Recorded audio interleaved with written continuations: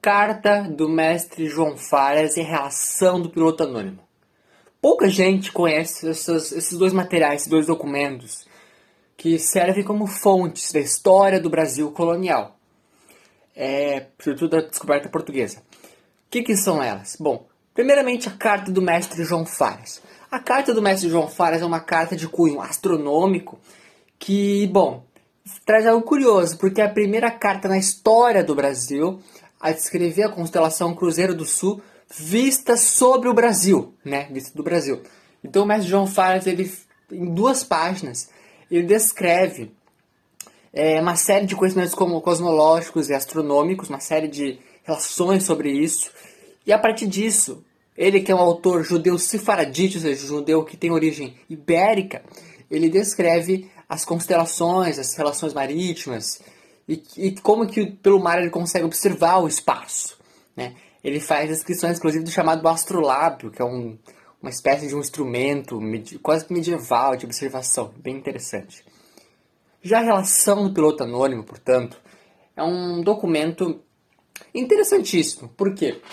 Ela complementa muito do que o Pero Vaz escreveu. Basicamente, na relação do piloto anônimo, que, bom, não se sabe ao certo. Popularmente atribuiu-se a autoria do texto a um piloto anônimo que estaria com a armada cabralina. No entanto, essa atribuição é um tanto quanto polêmica. Por quê? Primeiramente que os pilotos eles costumam registrar, quando eles escrevem, uma série de dados técnicos, marítimos, de ventos, enfim. E nessa carta isso é muito ausente, né? É uma carta com um aspecto muito mais burocrático. O que levou um autor da historiografia, William Greeling, que escreveu uma ótima biografia sobre o Pedro Álvares Cabral, a propor que, na verdade, quem escreveu a relação ao piloto anônimo foi um homem chamado João de Sá, que seria um outro escritor da Armada, junto com o Pero Vaz, né? E é interessante. Essa carta ela descreve, então, desde a saída do Pedro Álvares Cabral até a chegada à Índia, em Calicut. Ele descreve a rota inteira. Então, embora ele fale também sobre os indígenas no Brasil, a sua descrição é um pouco mais curta do que a de Pero Vaz de Caminha.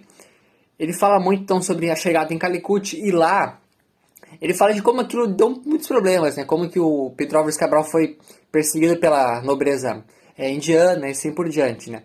Tanto é que o Pedro Álvares Cabral, quando ele volta para Portugal, ele vai ser muito mal recebido, ele vai ter muitos problemas com o próprio rei Dom Manuel, que depois vai mandar o Vasco da Gama para sua segunda viagem ao invés do Pedro Álvares Cabral, né? Então é uma relação muito interessante, sobretudo para entender a Índia, no qual ele passa muito mais tempo descrevendo.